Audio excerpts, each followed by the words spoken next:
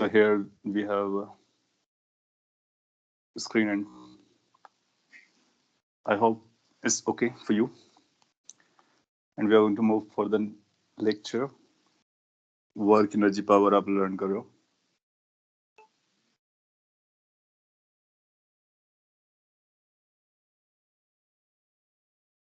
Last class में आपको force और पोटेंशियल एनर्जी के बारे में कुछ बताया गया था. This good.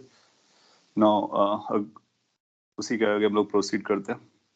सो अभी तक आपने वर्क की डेफिनेशन लर्न कर लिया है. सो अगर मैं क्विकली समराइज करूं तो वर्क की जो डेफिनेशन होती है integration F dot D R होती है. फिर आपने एनर्जी के बारे में देखा, और इनफैक्ट अभी एनर्जी के बारे में आप देख रहे हो. Kinetic energy, that's very simple. It's like half mv square every time, as long as the mass has a velocity v. And then we learned about the potential energy, which is basically given by this expression: change in potential energy is equal to minus work done by the conservative force.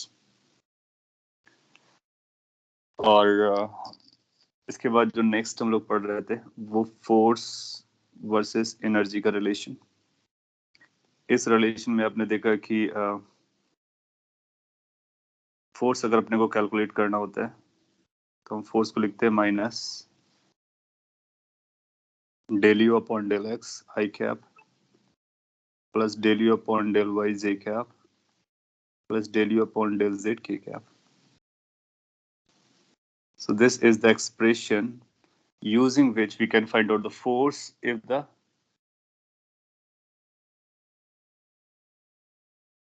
potential energy expression is given to us. Seems like कुछ students second meeting में अभी भी, so you can inform them to join this one.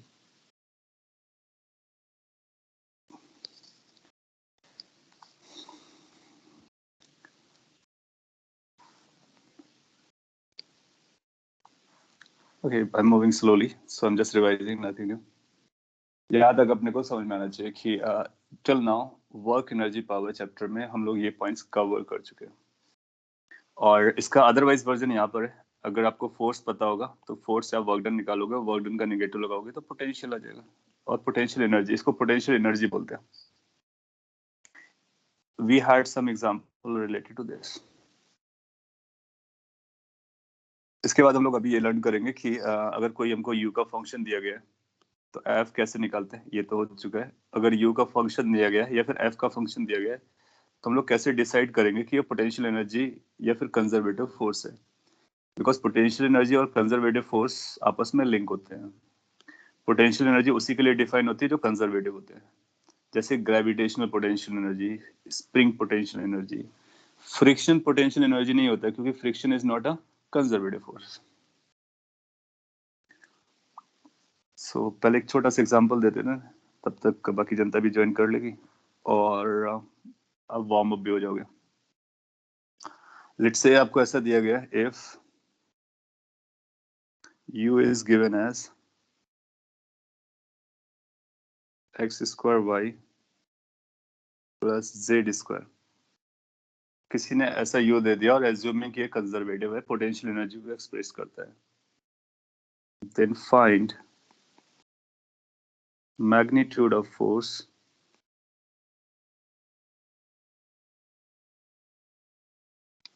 Eight point P, जहां पर P के coordinate है 1, 0, 2.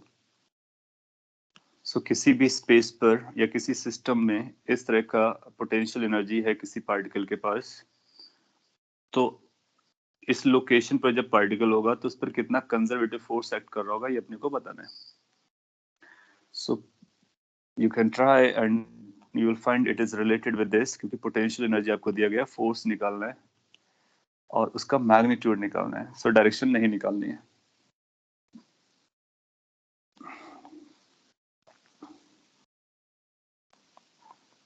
सभी लोग ट्राई करें, इसके बाद मैं एक्सप्लेन करता हूँ.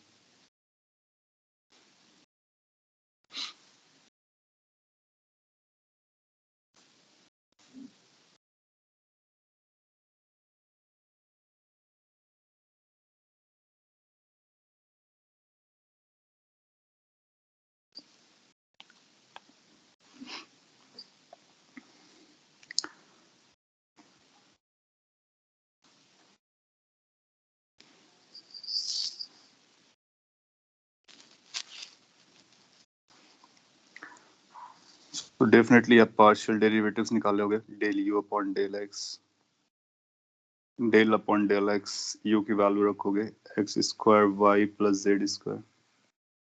How to do partial differentiation we had understood earlier as well. और अगर आपको इशू बन रहा है तो पुराने टाइम पर जो आपने पढ़ा था डिफरेंशिएशन में उसको रिकॉल कर सकते हो. ये जीरो हो जाएगा और ये सिंप्लीफाई होकर के 2xy बनेगा. सिमिलरली अपने को del u u upon del y लगेगा, तो u के जगह पर हम लोग लिखने वाले हैं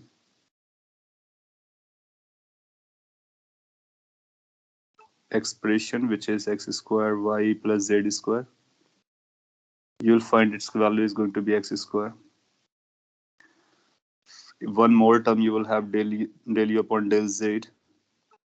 So del upon del z, x square y plus z square था. So that will become 2z क्योंकि इसके लिए ये कांस्टेंट रहे होंगे. अगर आपको इनके डिफरेंशिएशन में इशू आ रहा है तो आपको डिफरेंशिएशन वाला टॉपिक जो बिगनिंग में हम लोगों ने पढ़ा था उसको आपको जरूर पढ़ना चाहिए. और अगर आपको ये समझता है तो लिंक करना is not a big deal. So can we say कि जो फोर्स का एक्सप्रेशन आना चाहिए should be like minus del u upon del x that is 2xy I cap del u upon del y that is x square j cap del u upon del z that is 2z k cap.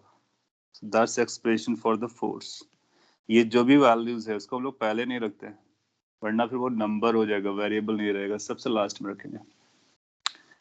अब अपने को value रखना है तो उस point पर force की value कितनी आ जाएगी. तो एक्स कोऑर्डिनेट आपके पास है, वाई कोऑर्डिनेट है, जेड कोऑर्डिनेट है, सभी रख देने हैं. तो एक्स इंटू वाई रखोगे तो पहला टर्म आपका जीरो हो जाएगा, जीरो वाई कैप. एक्स की वैल्यू 1 दी गई है तो ये केवल जे कैप बचेगा और 4 k कैप बन जाएगा. So this is the force that is going to act at that particular location on the particle, whatever the particle you are having. फिर आपसे पूछा गया है कि मैग्नीट्यूड बताइए.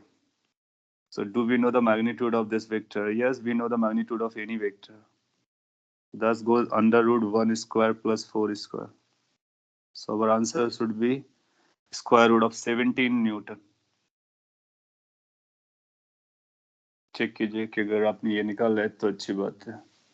अगर आप minus j cap plus 4 k cap दे रहे हो वो भी करेक्ट है, तो उसको प्रिसाइजली हम मैग्नीट्यूड में कन्वर्ट कर देंगे as per the need of the question.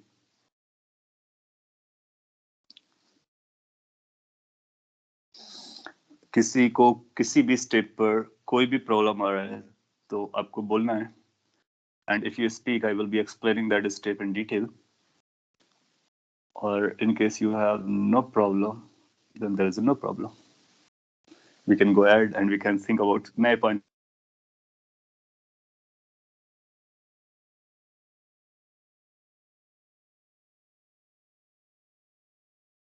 और नए पॉइंट सीखेंगे हम लोग. So well, I'm assuming कि आपको समझ में आ गया. That's why you are not speaking. So let's go ahead. So after learning work, energy and relation between force and potential energy, थोड़ा सा और फोर्स के बारे में बात कर सकते हैं और पोटेंशियल एनर्जी के बारे में बात कर सकते हैं. तो कोई फोर्स या एनर्जी कंजर्वेटिव होगा नहीं होगा तो कैसे डिसाइड करते हैं, तो वो मैं आपको बताता हूँ. So how I can say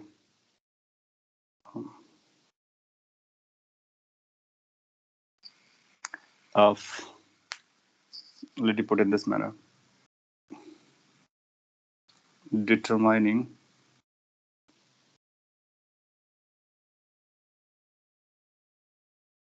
whether given force is conservative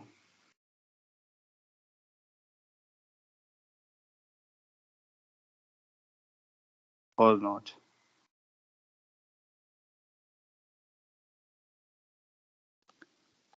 एक दो बार एग्जाम में आया भी है. तो मैं कुछ, अगर आप डाइजेस्ट कर पाए तो कुछ बड़े टर्म्स लिख देता, और अदरवाइज हम सिंपल टर्म में बात करेंगे, हालांकि अपने लेवल पे सिंपल टर्म ही चलते हैं। आप आगे पढ़ोगे कि एक हम पोटेंशियल डिफाइन कीजिए, पोटेंशियल एनर्जी होती है ना, तो पोटेंशियल के करस्पॉन्डिंग, पोटेंशियल एनर्जी के करस्पॉन्डिंग एक टर्म डिफाइन किया जाता है जिसको हम लोग पोटेंशियल कहते हैं। छोड़ते हैं पोटेंशियल को, एक और ऐसा ऐसे बताता हूँ। ये जो एक्सप्रेशन है ना, ये जो एक्सप्रेशन है उसको एक नाम दिया जाता है, तो उस तरह से मैं बढ़ता। एक जैसे डिफरेंशिएशन होता है ना, अपने को डिफरेंशिएशन को हम डी अपॉन डी एक्स बोलते हैं, या फिर डेल अपॉन डेल एक्स बोलते हैं, डिपेंडिंग ऑन द सिचुएशन। तो ये डिफरेंशिएशन होता है। और डिफरेंशिएशन आपको पता है कि डिफरेंशिएशन स्लोप के बराबर होता है, यू रिमेंबर दैट, है ना, d y by d x slope होता है। स्लोप को हम लोग ग्रेडियंट भी कहते हैं। तो उसी ग्रेडियंट को हम इस तरह से इंडिकेट करते हैं, तो दैट्स कॉल्ड ग्रेडियंट। ये डेल्टा होता है, उल्टा करके बनाते हैं, और दैट्स कॉल्ड ग्रेडियंट। इस ग्रेडियंट का जो एक्सप्रेशन होता है, ये वेक्टर होता है। तो ये वेक्टर डिफरेंशिएशन है, मतलब हम डिफरेंशिएशन भी कर रहे हैं और वेक्टर के साथ कर रहे हैं। जबकि हम लोग D upon d x use करते हैं तो उसमें वेक्टर नहीं होता है, ये सिंपली एक ऑपरेटर होता है जो कि स्केलर होता है। ग्रेडियंट को हम लोग डायरेक्शन के साथ यूज कर सकते हैं, और ये जो ग्रेडियंट होता है, that gradient is basically del upon del x I cap plus del upon del Y J cap plus del upon del y k cap, ये डेल जेड के कैप, ये जनरल है। जैसे कि अपना d upon d x integration एक operator होता है, कहीं भी लगाओ, डी अपॉन डी एक्स एक ऑपरेटर होता है, कहीं भी लगाओ, उसी तरह से ये भी एक ऑपरेटर होता है। ये बेसिकली 3 डायमेंशन डिफरेंशिएशन को यूज करता है वेक्टर के साथ। सो यहाँ पर आप वेक्टर को यूज करते हो, डिफरेंशिएशन को भी यूज करते हो, वो भी 3 डायमेंशनल।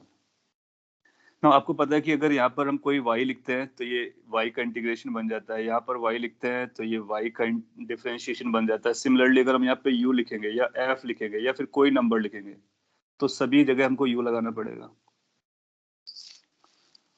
सो जिस तरह से वेरिएबल कोई भी फंक्शन हम यहाँ पे इंट्रोड्यूस करते हैं, उसी तरह से हम सभी पे इंट्रोड्यूस कर सकते हैं।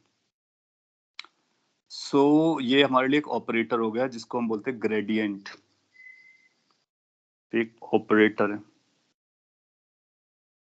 Called gradient. अपने लिए this is nothing but differentiation in 3 dimension using vector. ये नोटेशन है। अगर इस नोटेशन को हम लोग फॉलो करेंगे ना, तो ये जो रिजल्ट लिखा था ना, ये और सिंप्लीफाई तरीके से लिखा जा सकता है। क्या आप उसको ध्यान से ऑब्जर्व करोगे तो कुछ ऐसा लिखा हुआ है, एफ की जो वैल्यू है, दिस वाज माइनस, मैं पूरा स्टेटमेंट लिखता हूँ तो आपको जल्दी समझ में आएगा, प्रॉपर समझ में आएगा। आपने अभी जो यूज किया that was this, isn't it? Now we know कि इससे हम चाहे तो यू कॉमन ले सकते हैं, बिल्कुल ले सकते हैं कॉमन। तो ये बन जाएगा minus del upon del x आई cap plus del upon del Y जे cap plus del upon del Z के कैप, और ये किस पे लगाया था, यू पे। और जब आप यू को अंदर ले जाओगे तो इस तरह से बन जाएगा। सो बेसिकली डिफरेंशिएशन जो होता है हमारा एक्सपेंड करता है, उसी कॉन्सेप्ट को यूज किया गया। आप ध्यान से ऑब्जर्व करो, ये सिंबल एंड इसी को एक सिंबल दिया गया, दैट्स ऑल। तो ये जो बड़ा सा एक्सप्रेशन आपको दिख रहा है उसको हम लोग सिंबॉलिकली लिख लेते हैं। तो अगर हम शॉर्ट में लिखना चाहें तो एफ को ऐसा लिख सकते हैं, माइनस ग्रेडियंट ऑफ यू। अभी तक मैंने आपको कुछ भी स्पेशल नहीं बताया, बस एक सिंबल के बारे में बताया कि इस 3 डायमेंशनल एक्सप्रेशन को हम इस तरह से लिख सकते हैं। कॉपी कर लीजिए और डाइजेस्ट कीजिए, इसके बाद फिर इसका यूज बताता मैं आपको, इसको डिटरमाइन करने में कैसे यूज करते हैं।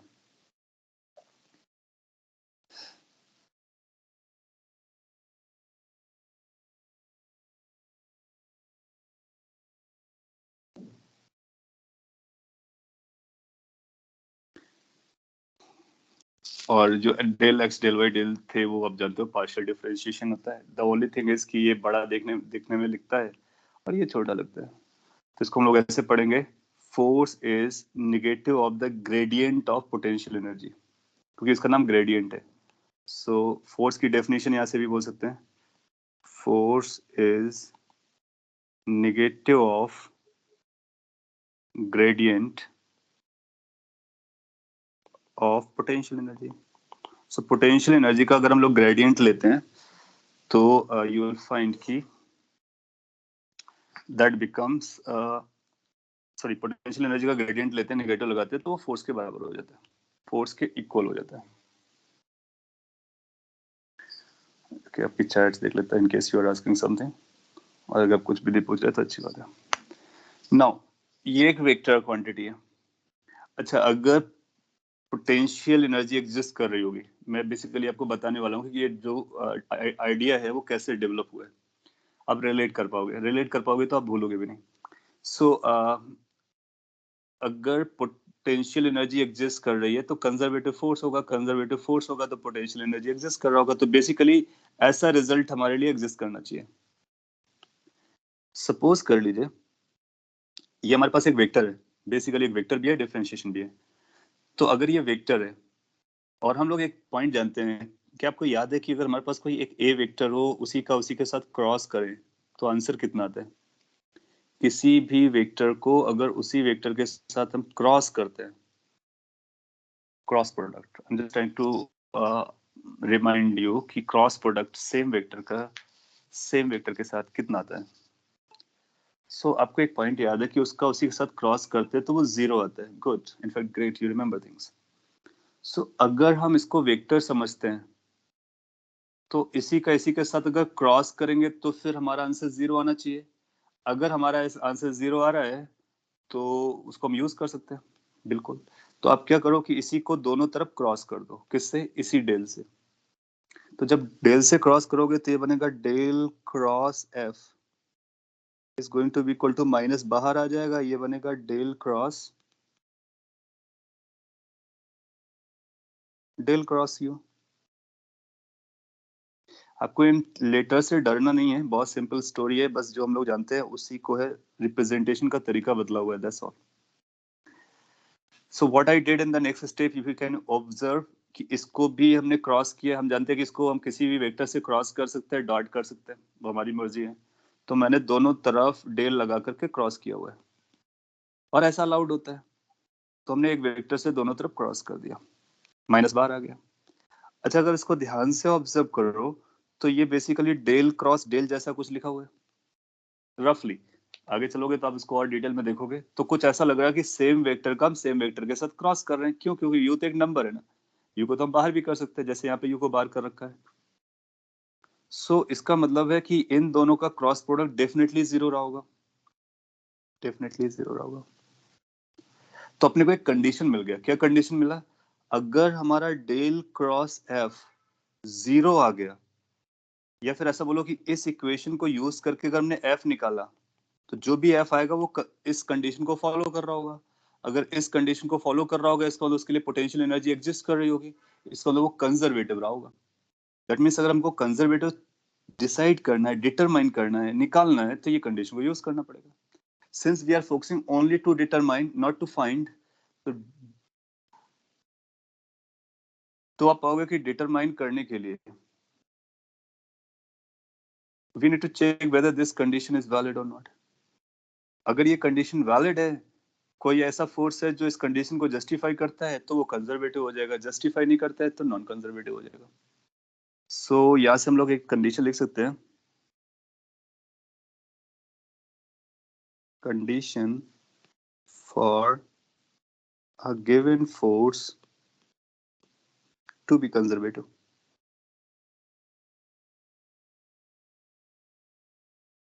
इज, क्या है ये, कि हम उसका क्रॉस प्रोडक्ट करेंगे डेल के साथ और चेक करेंगे क्या वो जीरो आ रहा है। अगर जीरो आया, नल वेक्टर आया, इसका मतलब है वो कंजर्वेटिव है। अगर नल वेक्टर नहीं आया तो फिर वो कंजर्वेटिव नहीं है। दोनों बातें बोल देंगे। So this is going to be idea to check. और ये आप पाओगे कि ये इजीएस्ट आइडिया पड़ेगा। क्यों? अगर आप बाकी आइडियाज को एक्सप्लोर करोगे ना, जैसे कि हमारे पास आइडिया था कि वर्क डन दो पॉइंट्स के बीच में डिपेंड करना चाहिए, पाथ पर डिपेंड नहीं करना चाहिए, तो आप कितने पाथ चूज करोगे? मान लीजिए आपने ए से बी लेके गए और ये पाथ बनाया, तो पहले आपको पाथ चूज करना पड़ेगा, फिर वर्क डन निकालना पड़ेगा, फिर हो सकता है कोइंसिडेंटली उस पाथ के लिए जीरो आ जाए, या फिर उस पाथ के लिए में भी इन पॉइंट पे डिपेंड कर जाए, फिर अपने को दूसरे को भी चेक करना होगा, तीसरे को, मतलब हमको इनफाइनाइट पाथ को चेक करना पड़ेगा, जो कि फिजिबल नहीं है। दूसरा पॉइंट, आप ऐसा भी चेक करने की कोशिश कर सकते हो कि क्लोज लूप पर वर्क डन 0 होना चाहिए। सो अगेन कौन सा क्लोज लूप लिया आपने, तो हमारे पास इनफाइनाइट क्लोज लूप बन सकते हैं, तो सभी पर हमको वेरीफाई करना पड़ेगा। किसी एक केस में अगर वो वैलिड नहीं हुआ तो इसका मतलब वो नॉन कंजर्वेटिव हो जाएगा। सो वो फिजिकली करना, प्रैक्टिकली करना डिफिकल्ट होता है, और ये टेस्ट करना थोड़ा सा चैलेंजिंग है, बट बाकी सारे मेथड से इजी है, इसलिए इसको फॉलो करते हैं। अब आपके पास क्वेश्चन आएगा, इसको सॉल्व कैसे करेंगे, वेरीफाई कैसे करेंगे। अगर इसको वेरीफाई करना है तो अपने को ये क्रॉस करना पड़ेगा, तो क्रॉस के रूल पर आते हैं, तो आगे बढ़ते हैं। आपको डेल वेक्टर पता है? यस पता है। एफ वेक्टर आपको दिया जाएगा? यस दिया जाएगा। तो कैसे चेक करेंगे, next slide. So let's say आपके पास एक फोर्स है, और फोर्स की वैल्यू एफ एक्स आई कैप है, एफ वाई जे कैप है, एफ जेड के कैप है, और अपने को वेरीफाई करना है कि क्या ये जीरो है या नहीं। तो हम लोग क्या करने वाले हैं, डेल क्रॉस एफ करने वाले हैं, क्रॉस प्रोडक्ट। ना क्रॉस प्रोडक्ट करने के आपके पास कई सारे तरीके थे, उसमें से एक डिटरमिनेंट मेथड था। तो अगर हम लोग डिटरमिनेंट मेथड को यूज करेंगे तो एक डिटरमिनेंट बना लेंगे कुछ ऐसा। और इस डिटरमिनेंट में क्या लिखते हैं, यू नो कि फर्स्ट आपको लिखना होता है एक रो में आई cap, j cap, k cap. Second row में फर्स्ट वेक्टर के कोफिशिएंट्स लिखने पड़ते हैं। फर्स्ट वेक्टर को याद करो, आई का कोफिशिएंट ये डेल है, दूसरे का ये है, तीसरे का ये। तो इसमें हम लोग डेल लिख देंगे। तो ये बनेगा del upon del x, del upon del y, del upon del z. फिर एफ के कोफिशिएंट्स देखने होते हैं, वो आपके सामने लिखे हुए हैं। So you will write it like F x, F y, F z. You will do so, and then you will expand it, then you will simplify it. अगर इसका आंसर 0 आ गया, if this which is come out to be 0, then we will say कि f हमारा conservative था। अगर ये 0 नहीं आया तो हम बोलेंगे ये कंजर्वेटिव नहीं है। इसको एक्सपेंड कैसे करते हैं उसको भी मैं लिख देता हूँ। So we are going to get this कि this is going to be equal to I bracket. Since ये ऑपरेटर है और ये नंबर्स है, तो ऑपरेटर को नंबर के ऊपर लगाना पड़ेगा या फंक्शन के ऊपर लगाना पड़ेगा। तो उसका मतलब ये हुआ कि आप ये कॉलम, इस रो को हटाएंगे, पहले इन दोनों को आपस में मल्टीप्लाई करते हैं। तो मल्टीप्लाई हम ऐसे नहीं करेंगे कि F z del upon del y, इसका मतलब ये डेल वाई अपॉन डेल, ये किस पर ऑपरेट करेगा, ये अपने को उल्टा हो जाएगा। तो इसको कैसे लिखना पड़ेगा, पहले ऑपरेटर लिखेंगे डेल अपॉन डेल वाई, और इस ऑपरेटर को लगाएंगे एफ जेड पर। So this operator has to be applied on this, then minus this operator has to be applied on this. So that's going to be del upon del z fy.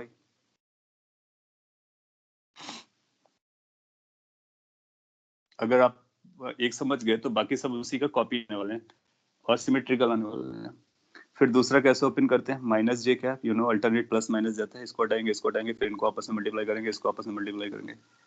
So you will get like कि del upon del X F Z, मैं directly लिख रहा हूँ, इसको इसके साथ आना था, then minus del upon del Z F x,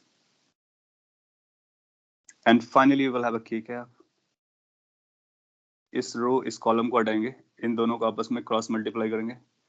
so you'll get like del upon del x of fy minus del upon del y of fx. So this is going to be expansion. थोड़ा सा challenging है, I can agree, but आपके पास जो दूसरे तरीके से उनसे तो बेटर ही है, इसलिए इसको एक्सेप्ट करते हैं। ये कैलकुलेशन अपने को करनी है, फिर आप कंडीशन लगा दोगे, if this turn out to be 0, then f is conservative in nature, और अगर 0 नहीं आया तो नॉन कंजर्वेटिव। तो फिर दूसरा एल्स लगा देंगे, f is non-conservative. Take your time, copy it, look at how I expanded it, whether you are comfortable with this expansion. We had a determinant method in cross product, so we are just simply repeating that. The only thing is that कि वो जो cross product है और जो differentiation है वो साथ साथ आ रहा है, पहले हम लोगों ने अलग अलग पढ़ा था, now they are mixing together. It's okay, vector अपने रूल फॉलो करेगा, डिफरेंशिएशन अपने रूल फॉलो करेगा, और उन रूल्स को फॉलो करते हुए उसको सिंपलीफाई करेंगे। इसके बेसिस पे मैं आपको एक एग्जांपल देता हूँ और आप आंसर दे पाओगे अगर आप इसको समझ पाते हो. So take your time to understand, then I am going to give you an example. और बेटर होगा कि एक एग्जांपल लेके मैं इलस्ट्रेट कर देता हूँ, बाद में आपको दे देता हूँ. It depends upon your level of digestion. आपने लिखा in the derivation how did you determine whether we should do gradient x force cross force और फोर्स क्रॉस ग्रेडियंट. बिकॉज हमको जीरो चाहिए ना लास्ट में, तो इनको इधर करो या इधर करो कोई फर्क नहीं पड़ता. लेकिन फर्क क्या पड़ेगा, अब फर्क ऐसे पड़ेगा. देखो ग्रेडियंट क्या है, डिफरेंशिएशन है. तो जब हम लोग डिफरेंशिएशन करते हैं डी अपॉन डी एक्स, तो वाई को इधर लिखेंगे तो इसका मतलब कुछ नहीं होता, इसका मतलब अभी कुछ लिखना बाकी है. तो that's not a complete statement, है ना. और अगर हमने वाई को इधर लिखा, इसका मतलब ये ग्रेडियंट बन गया. सो ग्रेडियंट को हमको पहले रखना है और जिस पर लगाना है उसको बाद में रखना है. आप चाहो तो इसको ऐसे भी लिख सकते हो, F cross gradient. Then problem क्या हो जाएगा कि ग्रेडियंट में हमको कुछ लगाना पड़ता है, ये अपने आप में कंप्लीट नहीं है, this is just an operator. So इसलिए अपने को ग्रेडियंट पहले रखना है और फोर्स को बाद में रखना है. और अब इस पे देखो कि इस पर जब हम लोगों ने क्रॉस प्रोडक्ट ये जो क्रॉस किया था ना, तो क्रॉस हम एक ही डायरेक्शन से लगाते हैं. तो अगर इसमें इधर से क्रॉस किया तो इसमें भी इधर से क्रॉस करेंगे, दोनों का अपना अलग अलग मीनिंग होता है. Can we use the condition for parallel vectors directly? ये जो डेरिवेशन है ना, वो मैंने आपको रफली बताया है. आपको ये डेरिवेशन जस्ट फील लाने के लिए था कि हम इसको जीरो क्यों बोलते हैं. मैं आपको डायरेक्टली यहाँ से बता सकता था. तो अपने को ये फोकस करना है कि अपने पास अगर फोर्स पता है तो ये कंडीशन आने के बाद उसको कंजर्वेटिव कहते हैं, इसको नॉन कंजर्वेटिव कहते हैं. ये अपने को याद रखना है. हाँ, फिर आपको स्ट्रेंज लगता है कि ये डायरेक्टली कहाँ से आ गया, तो उसके लिए रफ आइडिया देना है. यहाँ पर मैंने उसे समझा. पैरेलल वेक्टर की कंडीशन डायरेक्टली लगाने का मतलब है, यहाँ पर ये ऑपरेटर है, ये आपको नहीं दिया जाएगा. और कंडीशन फिर आप कैसे लगाओगे is going to be difficult, क्योंकि आपको क्या पता होगा, आपको केवल फोर्स पता होगा. तो इससे आप पैरेलल वेक्टर कैसे बनाओगे? उससे आप एक काम ये कर सकते हो, हाँ ये जरूर कर सकते हो कि पहले आप ग्रेड अगर आप इसको सॉल्व करोगे तब भी फिजिबल नहीं होगा, क्योंकि आपको ये पता है, दैट्स ऑल. और आप चेक करना चाहते हो ये, तो ये चेक करना हमारे लिए आसान हो जाएगा. कंडीशन लगाना हमारे लिए टफ हो जाएगा, क्योंकि कंडीशन के लिए कोई दूसरा तो चाहिए अपने को. अगर आप ये करना चाह रहे हो कि ये पूरा करें, बिल्कुल कर सकते हो, लेकिन अल्टीमेटली आप यहीं पर आओगे. मैं एग्जांपल से एक्सप्लेन करता हूँ, थोड़ा सा हैवी है, मैं समझ सकता, क्योंकि बहुत सारे नए नए नोटेशंस और पुराने भी नोटेशंस जो है वो मिक्स टुगेदर है. सो फोर्स आपको गिवन होगा, फिर से मैं बताता हूँ अपने को क्या करना है. फोर्स गिवन होगा, हम वहां से एक्स वाई जेड पता करेंगे और ये बीच वाला याद रखेंगे, दस डन. और ये आप भूल जाओ तो चलेगा, आपको बस ये डिटर्मिनेंट याद रखना है और इस डिटर्मिनेंट को जीरो चेक करना है कि क्या ये डिटर्मिनेंट जीरो आता है या फिर नहीं आता है. आता है तो कंजर्वेटिव, नहीं आता है तो नहीं कंजर्वेटिव. नाउ ये डिटर्मिनेंट कैसे फॉर्म किया जाएगा, i cap j cap k cap, obviously partial derivatives x y z के और F x y z component of force, वहां से अपने को पता चल जाएगा. अपने so basically this is three dimensional differentiation using vector. Yes exactly that's what it is, कि ये डिफरेंशिएशन है, वेक्टर के साथ इन्वॉल्वड है थ्री डायमेंशन में, क्योंकि थ्री डायमेंशन में इसलिए वेक्टर को लाना जरूरी होता है, वरना आपको पता नहीं चलेगा कौन एक्स का है, कौन वाई का है, कौन जेड का है. Let's check one case. ऐसा बोलता है कि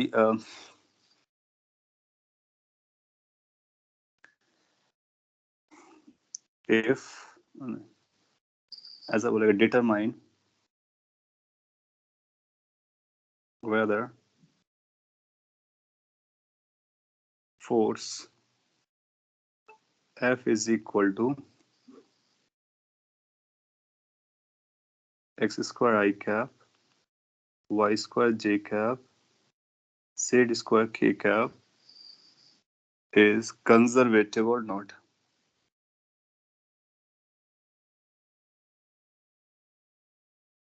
तो ये क्वेश्चन आपको आने वाला है कि आपको ये बताना है कि ये जो फोर्स हम लोगों ने अभी लिखा है, क्या ये कंजर्वेटिव है या फिर नहीं. देन यू विल रियलाइज कि अगर हम फोर्सेस को जानते हैं, ग्रेविटेशन, स्प्रिंग, इलेक्ट्रोस्टैटिक, उनमें से तो ये कोई नहीं है, कोई भी नया फोर्स बना के उसने हमने दे दिया है. अब इसको हमको ये बताना है कि क्या ये कंजर्वेटिव है या नहीं। सो अपने सोल्यूशन के स्टेप जो प्रीवियस स्लाइड है उसको फॉलो करेगा, इसको फॉलो करेगा। तो फोर्स पता चल गया है, ग्रेडियंट हम कैलकुलेट करेंगे फोर्स का, और जीरो आएगा या नहीं आएगा ये चेक करना है। So we will start like this की gradient of force which is basically determinant। आप कितने जल्दी ये डिटर्मिनेंट हैंडल कर पाते हो उतने जल्दी आपका आंसर आ जाएगा, और वो प्रैक्टिस से आएगा। मैं मानता कि थोड़ा सा टाइम लगेगा लेकिन जरूर आ जाएगा if you keep on working on that. So आप पहला ये लिखेंगे, आपके कुछ आंसर्स भी आ रहे हैं। Yes, so i cap, j cap, k cap, then you go for the partial differentiation operators, then go with this x square, y square, z square, and then after you go with this कि open करना है आई cap. Over the time आप directly उसको integrate करना, differentiate करना start करोगे, इसको अलग कर लो तो ये आएगा, ये वाला इसका एक साथ मर्ज होना है। That means we are going to get del upon del y of z square minus del upon del z of y square, this one i cap के साथ आएगा minus j cap. So you will find del upon del x of z square minus del upon del z of x square। Further एक last term आएगा, तो इसमें आपको इन रोज और columns को हटाना है, and that will be del upon del x of y square minus del upon del y of x square। You need to be very careful in this calculation क्योंकि थोड़ा सा मिस्टेक आपको कुछ और बताने में देर नहीं लगाएगा। सो आई कैप के साथ क्या है, let's check partial differentiation of z square. You know कि y के रिस्पेक्ट में डिफरेंशिएट कर रहे हैं, z कांस्टेंट होता है वो जीरो हो जाएगा। ये y का डिफरेंशिएशन करना z के रिस्पेक्ट में जीरो हो जाएगा। And then you will find कि z का x के रिस्पेक्ट में जीरो हो जाएगा, x का z के रिस्पेक्ट में जीरो हो जाएगा। Similarly you will find y का x के रिस्पेक्ट में जीरो होगा, x का y के रिस्पेक्ट में जीरो होगा। तो अल्टीमेटली आपको जीरो पोजीशन वेक्टर मिला, zero i plus zero j plus zero k, that means null vector. Since you got null vector, that means this cross product goes to null vector. That will imply the force that we are using is conservative. So this is how we will be able to decide कि conservative है। और कोई हमारे पास अभी shortcut तो नहीं होगा, और अगर पाथ वाली डेफिनेशन से जाना चाहो तो वहां से भी जा सकते हो, but that's going to be quite complicated. Good to know? आप लोगों ने yes बोला था, that's correct, yes, that's conservative। और अगर ऐसा नहीं होता तो हम बोलते नॉन कंजर्वेटिव है। सिमिलरली ऐसा भी हो सकता है कि आपको फोर्स ना देकर के पोटेंशियल का फंक्शन दे दे एनर्जी का, और बोले कि बताइए क्या पोटेंशियल एनर्जी प्रॉपर लिखा गया है। तो आप बोलोगे ठीक है, उसके लिए हम पहले पोटेंशियल एनर्जी से क्या करेंगे, पोटेंशियल एनर्जी से फोर्स निकालेंगे, और फिर फोर्स निकालने के बाद फोर्स को चेक कर लेंगे। वो भी कर सकते हो।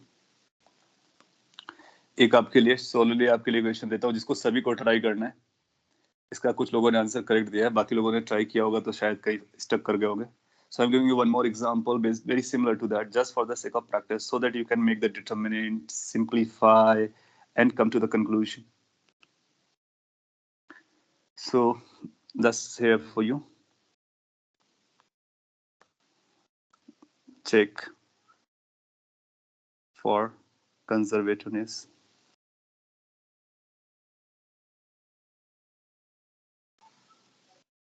Of force। एक फोर्स अपने को दिया गया, उसकी कंजर्वेटिवनेस मतलब कंजर्वेटिव है या नहीं ये चेक करना है। लेट्स फोर्स की जो वैल्यू है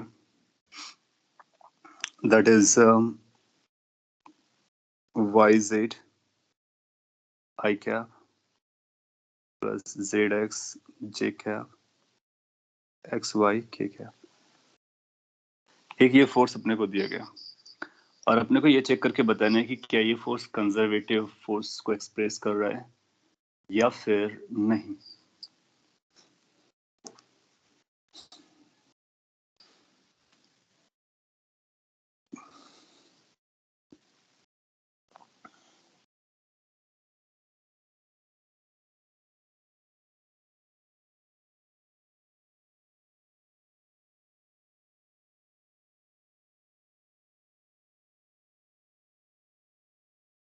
Waiting, you people can try।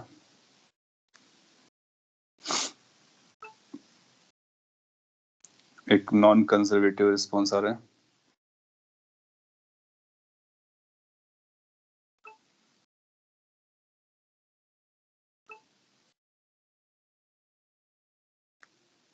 Okay,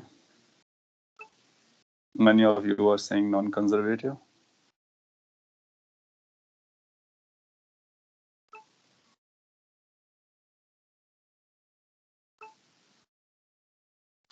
Okay, so let's check it and then we will be confirming or finalizing. So point is कि हम लोग देख करके कुछ नहीं बोल सकते हैं, देख करके अपने पास बोलने का कुछ भी नहीं है. So we need to have some method and we defined a method and that method is going to be good enough to decide. So just have a determinant. Let's have that. So you'll find it's going to be I cap, J cap, K cap. सभी ने non conservative बोला है, तो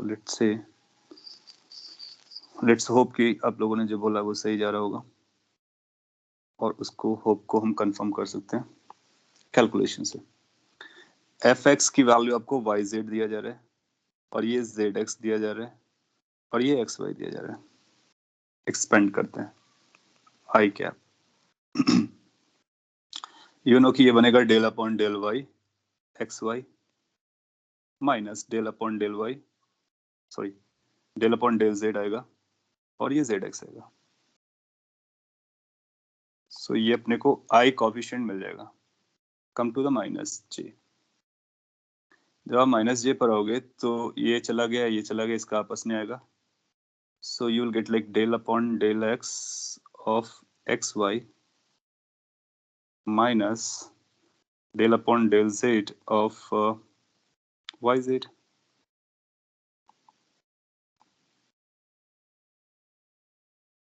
And then lastly k cap.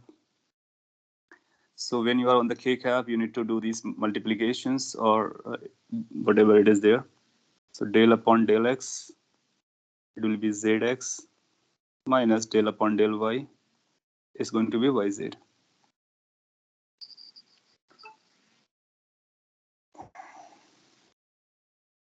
आपके answers बदलने start हो गए. Okay, so you might have identified your mistake. Anyway, that's good. So check it carefully. So I cap के साथ क्या आने वाला है? Let's try. इसका जब डिफरेंशिएशन करोगे तो y का डिफरेंशिएशन होगा, ये x बनेगा. इसका जब डिफरेंशिएशन करोगे तो z चला जाएगा, x बनेगा.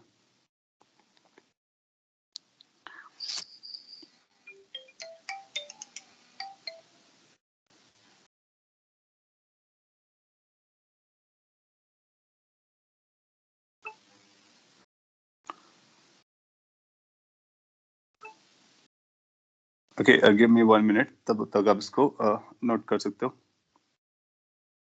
रीट्राई कर सकते हो.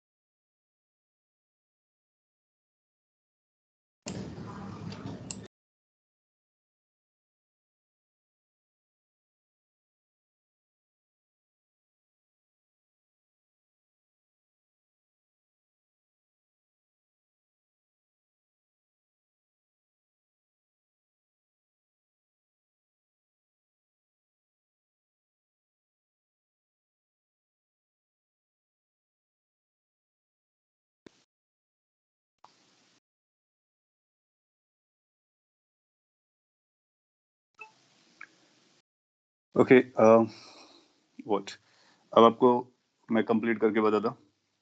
आई होप कि थिंग्स आर फाइन नाउ. सो आप रियलाइज कर लिया होगा कि कैलकुलेशन की आपकी कुछ मिस्टेक्स गई थी और स्ट्रेंज बात यह है कि सभी के साथ मिस्टेक्स गई थी. जितने भी आंसर्स आए थे non conservative, it was lot numbers. So यहाँ पर आपको क्या मिलने वाला है y, then you will find it as a y plus k cap, you will get it as a z minus z. By chance you are going to get it as a 0. Since you are getting it as a 0, hence answer is conservative.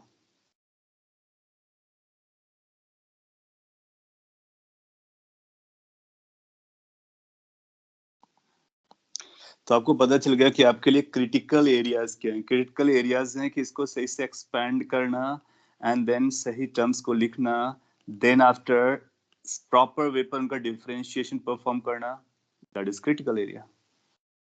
And you need to put most of your attention to that thing so that you are not committing a mistake, and conservative is finally the correct response. और आप लोगों ने खुद correct किया, that's great thing. Okay, so we have spent too much time for this, and अगर life में कभी आता है चेक करने के लिए conservative, remember this slide, write the force, make this determinant, expand very carefully, and then come to the conclusion, and you can check it. Okay, now let's move towards term called equilibrium.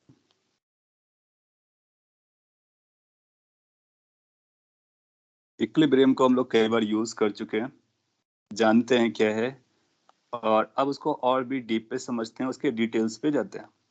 कई बार question equilibrium पर ही आता है कि बताइए कैसा equilibrium है नहीं है, if yes then what, if not then what, kind of stuff. So what is equilibrium? Do you know what you know as of now as equilibrium? So अगर कभी बोलता है कि a system is an equilibrium, so आप कुछ जानते हो, लेकिन वट एवर यू नो वो उसका एक पार्ट है. प्रॉपर उसकी मीनिंग क्या है वो मैं आपको बताता हूँ.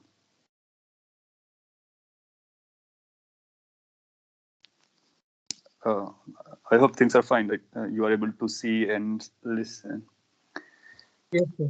So okay, good. So equilibrium का मीनिंग क्या होता है? Forces are balanced, that's what we know. और yes, रिस्पॉन्स हमारे पास थोड़ा सा स्लो आया, तो इसलिए मैंने सोचा. एनीवे, सो अभी मैं आपको बताता हूँ इसका एग्जैक्टली मीनिंग क्या होता है. ये बहुत ब्रॉड टर्म है, बहुत ब्रॉड टर्म है. इसके कई सारे मीनिंग होते हैं.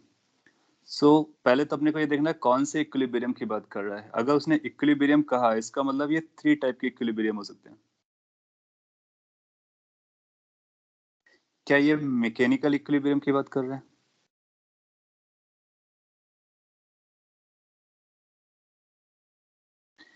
क्या ये थर्मल इक्विलिब्रियम की बात कर रहे हैं?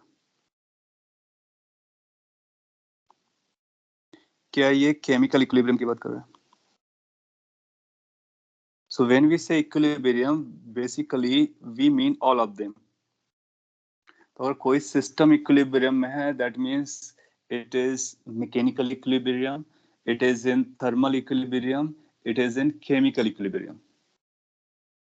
फिर वो आपको बोलेगा कि मैकेनिकल इक्विलिब्रियम में होने के लिए क्या कंडीशन होना चाहिए, थर्मल इक्विलिब्रियम में होने के लिए क्या कंडीशन होना चाहिए, केमिकल इक्विलिब्रियम में होने के लिए क्या कंडीशन चाहिए. सो हम लोग मैकेनिक्स में इसके बारे में पढ़ेंगे, थर्मोडायनेमिक्स में इसके बारे में पढ़ेंगे, और केमिकल के बारे में फिजिक्स में नहीं पढ़ेंगे, केमिस्ट्री में पढ़ेंगे. आप केमिस्ट्री में रिएक्शंस देखते हो तो उनकी केमिकल इक्विलिब्रियम कंडीशंस वगैरह यूज करोगे. सो इक्विलिब्रियम मींस दीस 3. इनका क्या क्या मीनिंग है, तो पहला फोकस अपना इस पे रहेगा. सो मैकेनिकल इक्विलिब्रियम जो आएगा वो 2 तरह से आएगा. मैकेनिकल इक्विलिब्रियम में एक इक्विलिब्रियम होता है जिसको बोलते हैं ट्रांसलेशनल इक्विलिब्रियम.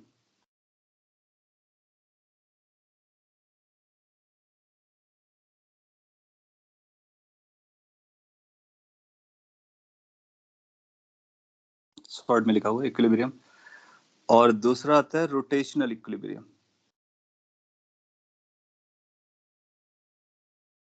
सबकी अपनी कंडीशन अलग अलग है. अभी तक जो हम लोग जानते हैं वो ट्रांसलेशनल इक्विलिब्रियम के बारे में जानते हैं. तो ट्रांसलेशनल इक्विलिब्रियम तभी आएगा जब नेट फोर्स 0 होगा. So whenever there is a net force 0, we will say कि ये translational equilibrium है. That means it's a part of mechanical equilibrium. That means it's part of equilibrium.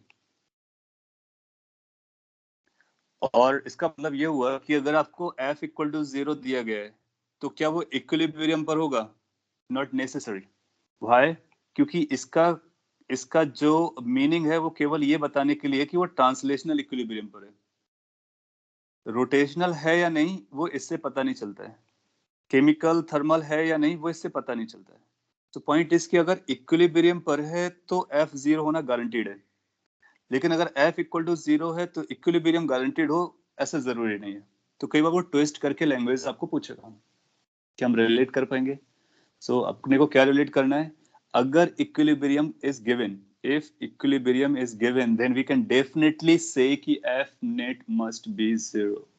और मोस्ट ऑफ द क्वेश्चन में आप यही देखते होगे वो बोलता है इक्विलिब्रियम में है, तभी हम इसको अप्लाई कर लेते हैं बिकॉज दैट मींस दैट। लेकिन अगर कभी उल्टा पूछा जाए आपसे कि अगर किसी एक सिस्टम में नेट फोर्स जीरो लग रहा है, net force is zero, can we say कि सिस्टम इक्विलिब्रियम पर है? तो आपको ये समझना होगा कि उसका इंटेंशन कहां पर है। क्या उसका इंटेंशन ब्रॉडर सेंस पे जा रहा है? अगर ब्रॉडर सेंस पे जा रहा है तो आप बोलोगे जरूरी नहीं है। और अगर ऐसा बोलता है कि क्या ट्रांसलेशनल इक्विलिब्रियम होगा, ऑफ कोर्स होगा। So translational equilibrium means this. Got it? आगे हम लोग पढ़ेंगे रोटेशनल इक्विलिब्रियम। तो उसके लिए एक कंडीशन आएगी कि जो नेट टॉर्क लगता है, टाउ का मतलब टॉर्क होगा, और उसको हम लोग आगे पढ़ेंगे। ये टर्म आपने सुना होगा, टॉर्क। सो अगर टॉर्क भी जीरो हो गया तो वो रोटेशनल इक्विलिब्रियम हो जाता है, और अगर दोनों जीरो हो गए तो मैकेनिकल इक्विलिब्रियम हो जाता है। सो मैकेनिकल इक्विलिब्रियम होने के लिए दो कंडीशंस होती हैं, फोर्स का जीरो होना और टॉर्क का जीरो होना। दैट मींस बॉडी ट्रांसलेट करने में कोई एक्सेलरेशन ना रखती हो, रोटेट करने में भी कोई एक्सेलरेशन ना रखती हो। और रोटेशन वाला पार्ट अभी हम लोगों को पढ़ना बाकी है, ये कवर हो गया। सो अपने लिए इक्विलिब्रियम, सो मैं बता दा अपने लिए फिजिक्स में इक्विलिब्रियम का मतलब मैकेनिक्स में मैकेनिकल इक्विलिब्रियम से। That means we need to check for these two conditions. और अगर उसने इक्विलिब्रियम बोला है तो फिर हम इनको डेफिनेटली यूज करेंगे, अदरवाइज करने से पहले हम इनको भी ख्याल में रखेंगे। थर्मोडायनेमिक्स में लोग थर्मल इक्विलिब्रियम के बारे में बात करेंगे, जिसमें टेम्परेचर के बारे में बात की जाती है, और केमिकल इक्विलिब्रियम में आप देखते हो रिएक्शंस के बारे में बात की जाती है, रिएक्टेंट्स और प्रोडक्ट्स में क्या चल रहा होता है। सो इक्विलिब्रियम का अब आपको मीनिंग इन जनरल याद रखना है कि क्या उसकी एग्जैक्ट मीनिंग होती है और कितना ब्रॉडर है ये। आगे बढ़ते हैं। मैकेनिकल, अब अपना फोकस किस पर है? मैकेनिकल इक्विलिब्रियम में। अगर हम लोग इक्विलिब्रियम बोलेंगे भी तो उसका नाम मैकेनिकल इक्विलिब्रियम ही होगा।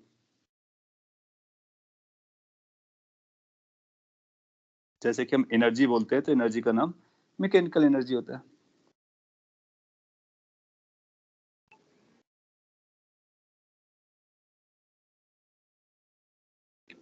बट एग्जाम में आप उनकी ब्रॉडर वैल्यूज को समझेंगे, ब्रॉडर मीनिंग को समझेंगे। जैसे एग्जाम में उसने इक्विलिब्रियम बोला, इसका मतलब है मैकेनिकल भी होगा, थर्मल भी होगा, केमिकल भी होगा।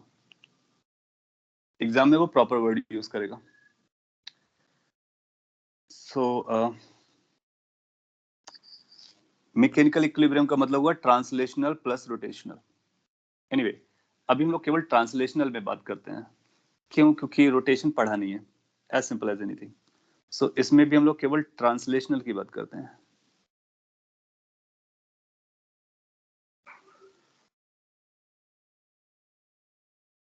सो we are restricting for translational case.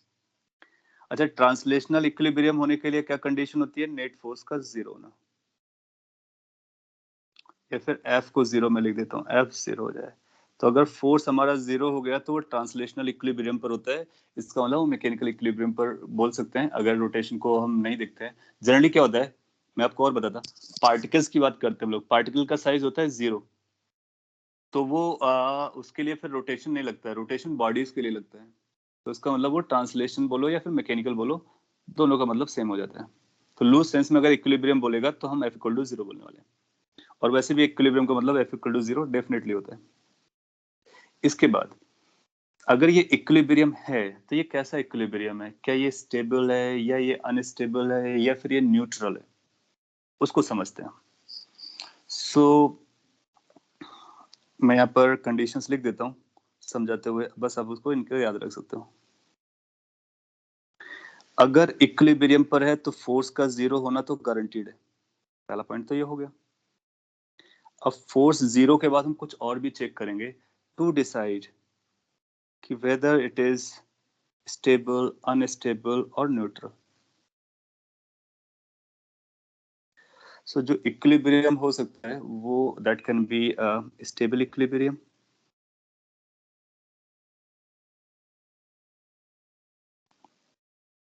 It can be unstable equilibrium.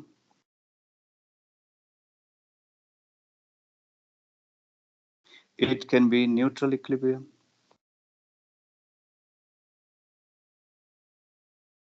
So these are three types of equilibrium once force is identified to be zero. इसका मतलब इन सभी के लिए फोर्स की वैल्यू तो जीरो आएगी. फिर हम लोग कैसे आइडेंटिफाई करेंगे कि कौन सा स्टेबल है कौन सा अनस्टेबल है. पहले मैं आपको फील कराता कि स्टेबल अनस्टेबल में क्या चल रहा होता है, फिर उनके लिए कंडीशन बनाता. So maybe in the next slide that will be better, क्योंकि यहाँ पे स्पेस कम है.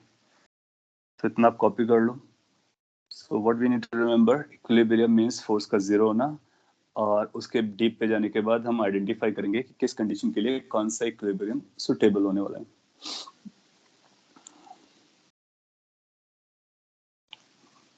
So let's write the condition for stable equilibrium.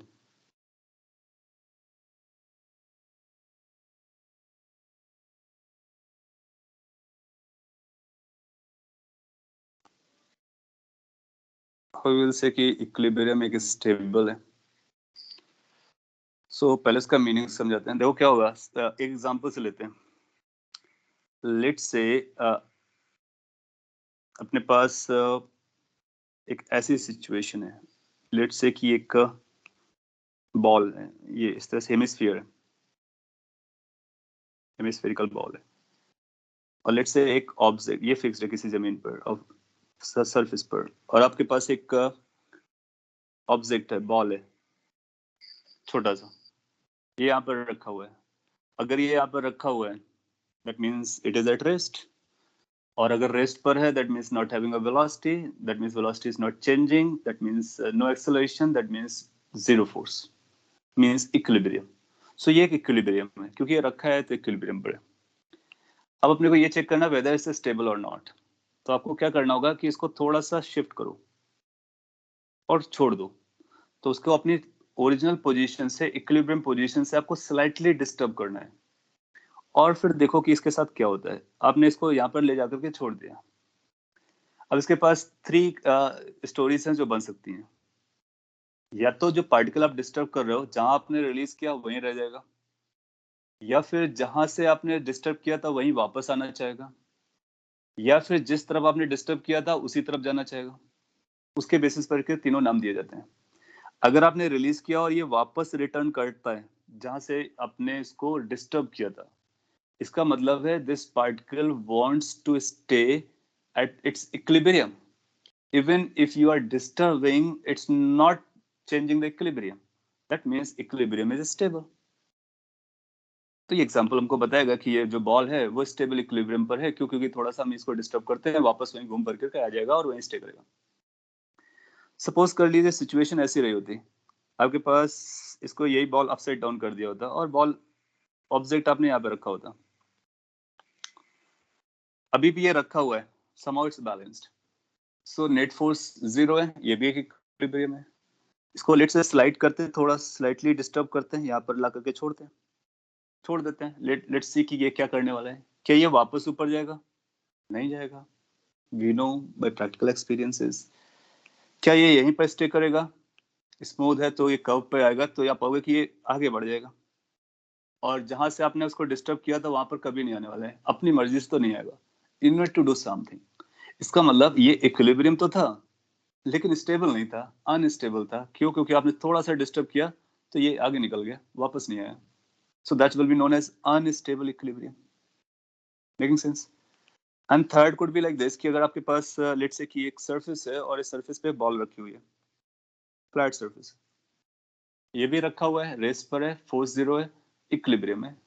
आप इसको स्लाइटली डिस्टर्ब करते हो, यहाँ पर लाके छोड़ देते हो. What will happen to this? क्या ये अपने ओरिजिनल पोजीशन पे आना चाहेगा, या फिर आगे जाना चाहेगा, या फिर जहां पर छोड़ा वहीं पर रह जाएगा?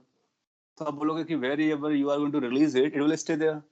It won't like to go back neither in the forward direction. So it will be neutral. So that's called neutral equilibrium. So gravitation के पॉइंट ऑफ व्यू से मैंने आपको एक्सप्लेन किया कि किस तरह से हम आइडेंटिफाई कर सकते हैं कि कोई भी इक्विलिब्रियम स्टेबल है, अनस्टेबल है, न्यूट्रल है. फंडामेंटल आइडिया क्या रहा है? फंडामेंटल आइडिया इज दिस कि आपको ऑब्जेक्ट को या सिस्टम को डिस्टर्ब करना है, और डिस्टर्ब करने के बाद डिस्टर्ब भी बहुत छोटे से अमाउंट से करना है, स्लाइट डिस्टर्बेंस देना है. Then you need to check whether it returns to the original condition. If yes, stable. If it goes ahead, does not return back, that means unstable. If it is stays where you disturbed and left, that means it's neutral. जहाँ भी आप रखोगे वहीं रह जाएगा, and it's not going to have any preferences to return back, neither to go away. So that's neutral. Got to know? If yes, then we can find condition how to test it. क्योंकि ये तो अपने को समझ में आया, that's what the feeling part. Now how to find in mathematically कि ये स्टेबल है, अनस्टेबल है एंड ऑल दैट. अब देखोगे, अगर इसी एग्जांपल को लेकर के आगे बढ़ते हैं ना, तो अगर ये पार्टिकल मैंने यहाँ पे रिलीज किया, तो यहाँ पर क्यों नहीं स्टे किया, यहाँ पर ही क्यों स्टे कर रहा है? क्या यहाँ पर इसको नॉर्मल रेडिएशन नहीं मिल रही थी? मिल रही थी, यहाँ पर भी मिल रही है. Why it chose to come back? That's a big question. So उसके पीछे एक रीजन है. रीजन ये है कि कोई भी सिस्टम जो देना, any system you look at, so वो अपनी लीस्ट पोटेंशियल एनर्जी पे रहना चाहता है, lowest energy. Good. So it if any system that you will look at, right, it always tries to have minimum energy. So यहाँ पर इसके पास extra potential energy था, उसका क्या करेगा ये? तो उस एनर्जी को इसको कहीं ना कहीं यूज कर देना है. और जब यहाँ पर आया तो इसके बाद जो पोटेंशियल एनर्जी आई वो लीस्ट है, इसके अंदर और नहीं जा सकता क्योंकि इसके पास कंस्ट्रेंट है. कंस्टेंट नहीं होता तो अर्थ अगर आपका यहाँ पर होता तो इसको अगर आप यहाँ पर होल्ड कर दो तो नीचे आ जाएगा. क्यों? क्योंकि it would like to get as least potential energy as possible. So stable equilibrium में उसके पास मिनिमम एनर्जी को एक्वायर करना चाहता है, तो उस मिनिमम एनर्जी को एक्वायर करने के लिए वो यहाँ पर आता है. तो बेसिकली हम लोग क्या करेंगे, उसकी पोटेंशियल एनर्जी निकालेंगे और उसको मिनिमाइज कर देंगे. अगर उसकी पोटेंशियल एनर्जी मिनिमम है, इसका मतलब है वो स्टेबल इक्विलिब्रियम पर है. That's what we can say. अच्छा, मिनिमम मैक्सिमा कैसे करते हैं वो भी आपको पता है. तो क्या हम लोग ऐसे बोल सकते हैं कि पोटेंशियल एनर्जी का मिनिमम निकालना है? स्टेबल इक्विलिब्रियम के लिए यू मिनिमम की जरूरत है. So stable equilibrium is the equilibrium when the system would like to have least potential energy. Now how to ensure potential energy is least? So for that sake what we are going to do is this कि ये कोई function दिया गया होगा तो इसको differentiate करेंगे. Let's say x का फंक्शन है या y का फंक्शन है, x का फंक्शन मान लेते हैं. तो मिनिमम निकालने के लिए पहला कंडीशन तुमको ये निकालना होता है कि du अपॉन dx, अगर x का फंक्शन है इसको 0 होना चाहिए. You remember this condition? That's first condition कि अगर हम u को मिनिमाइज करना चाहेंगे तो उसको x के फंक्शन को डिफरेंशिएट करेंगे, 0 करेंगे. अगर आप ध्यान से ऑब्जर्व करो तो ये है क्या? कैन वी से ये फोर्स को बता रहे हैं? Because you know, since you know force की जो वैल्यू होती है minus D you upon d x होती है सिंगल डायमेंशन केस में. सो ये आपको बता क्या रहा है? ये सिंपली यही बोल रहा है कि फोर्स 0 होना चाहिए, और वो तो हम लोग पहले भी समझ रहे हैं कि फोर्स 0 है. क्यों? क्योंकि इक्विलिब्रियम पर है. सो मिनिमम निकालने का जो पाथ है, प्रोसेस है, वो उस चीज को जस्टिफाई कर रहा है कि यस फोर्स को 0 होना जरूरी है, वरना हम यू मिनिमम नहीं बता सकते हैं, और वो हम लोग ऑलरेडी जानते हैं. So basically this is nothing but saying force equal to 0 and we will agree to this. अच्छा, यहाँ से तो अपने को ये पता चला कि वो इक्विलिब्रियम है, ऑफ कोर्स, क्योंकि हम लोग जानते हैं कि जब ऐसा करते हैं तो ये पता चलता है कि एक्सट्रीमम है. अब अपने को ये पता करना है कि ये मिनिमम है. सो मिनिमम के लिए क्या कंडीशन होती है? You remember that? आपको ऐसा बताया गया था उसका डबल डेरिवेटिव निकालो. Remember that double derivative? और डबल डेरिवेटिव को कैसा करना था? पॉजिटिव और नेगेटिव? मिनिमम निकालने के लिए कोई भी फंक्शन के लिए जिसको हमने y पकड़ा होगा. So if you remember, so उसका double derivative positive. Okay, I was waiting so that आप रिकॉल कर सको. यस, पॉजिटिव होना चाहिए. So now we got a condition. Great. Now we got a condition. So this is the condition. Remember this condition. जब कभी अपने को किसी भी सिस्टम का स्टेबल अनस्टेबल इक्विलिब्रियम चेक करना होगा तो स्टेबल के लिए अपने को उसकी पोटेंशियल एनर्जी को पॉजिटिव दिखाना होगा। अगर पोटेंशियल एनर्जी का सेकंड डेरिवेटिव पॉजिटिव आता है, सेकंड डेरिवेटिव, इसका मतलब है कि वो लीस्ट पोटेंशियल पर है, इसका मतलब है कि वो स्टेबल है। अब आप चाहो तो इसको फोर्स के टर्म में भी लिख सकते हो, फोर्स के टर्म में। अगर मैं फोर्स के टर्म में लिखूंगा तो क्या हो जाएगा, आप देखोगे कि इसको अपने को ऐसा लिखना होगा, और मैं डायरेक्टली लिखूं तो चलेगा। क्या इसको हम लिख सकते हैं df/dx शुड बी नेगेटिव। अगर आप डाइजेस्ट कर गए अच्छी बात है, वरना मैं एक्सप्लेन कर देता हूँ। ये रिवर्स क्यों हुआ? रिवर्स इसलिए हुआ क्योंकि इसके साथ एक माइनस चलता है। तो हम इसको कैसे लिख सकते हैं? अगर आपको इश्यू जा रहा है तो आप बोलोगे d/dx और du/dx, क्योंकि डबल डिफरेंशिएशन ऐसा लिखा जाता है, और we want it to be positive. आप इसको माइनस से मल्टीप्लाई कर दो तो ये बनेगा d/dx माइनस du/dx, और माइनस से मल्टीप्लाई करने से रिवर्स हो जाता है, ये फोर्स बन गया, तो फिर ये ऐसा बन जाएगा। सो d/dx of force must be negative. So whenever you need to decide about a equilibrium, whether stable or unstable, आपको फोर्स पता हो तो उसको डिफरेंशिएट करो और चेक करो कि उस पॉइंट पर वो नेगेटिव है या नहीं। पोटेंशियल एनर्जी दिया हो तो डबल डेरिवेटिव से चेक करो। ऐसी कंडीशन को हम लोग स्टेबल इक्विलिब्रियम बोल देंगे।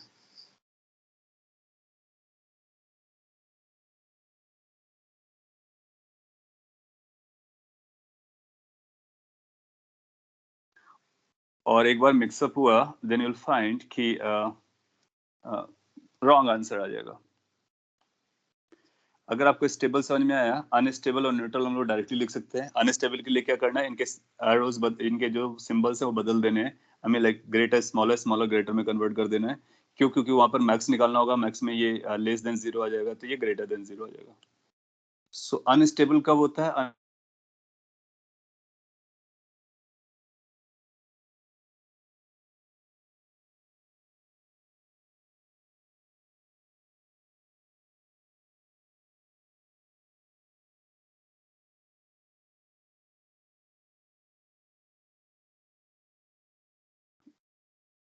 साउंड का इश्यू बना होगा। अभी ऑडिबल हुआ है क्या? हाँ अभी सर। हुआ होगा।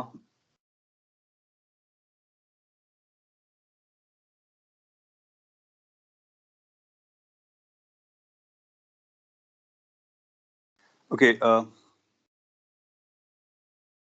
चलेगा। सो अनस्टेबल के लिए कंडीशन क्या बनेगी, मैं यहीं पे लिख देता हूँ शॉर्ट में।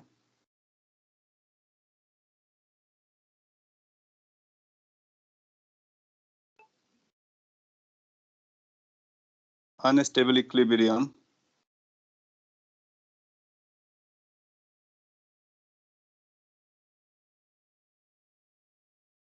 you can relate that they are going to be opposite of it. So you need to simply say कि U max आना चाहिए। पोटेंशियल एनर्जी अगर सबसे ज्यादा है तो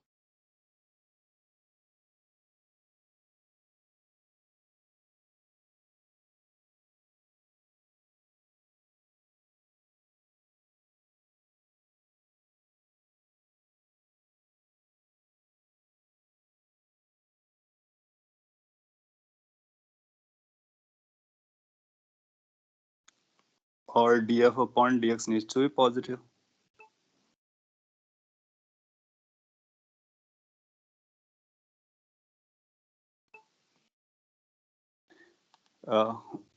अभी तक मैंने कुछ खास नहीं बोला है, बस यही बोला है कि जो इसका था उसका रिवर्स कर दो आप।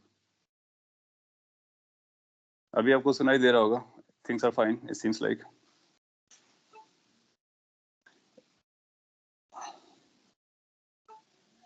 यस, हो जाए पीरियोडिकली। एनीवे, आप इसको नोट कर लीजिए। अभी हम लोग आगे क्वेश्चन नहीं करेंगे, नेक्स्ट क्लास में कर लेंगे। आप बस इतना समझ लीजिए कि स्टेबल इक्विलिब्रियम क्या है, अनस्टेबल इक्विलिब्रियम के लिए कंडीशन क्या है, और न्यूट्रल के लिए कंडीशन क्या होगी। न्यूट्रल के लिए जीरो हो जाएगा। तो जीरो, पॉजिटिव, नेगेटिव, उसके बेसिस पर हम उसको वर्क करते हैं। सो नेट का थोड़ा सा इश्यू गया, और आप इसको कॉपी कर लीजिए। नेक्स्ट क्लास में हम लोग इसके एग्जांपल्स करने वाले हैं, और उनके बेसिस पर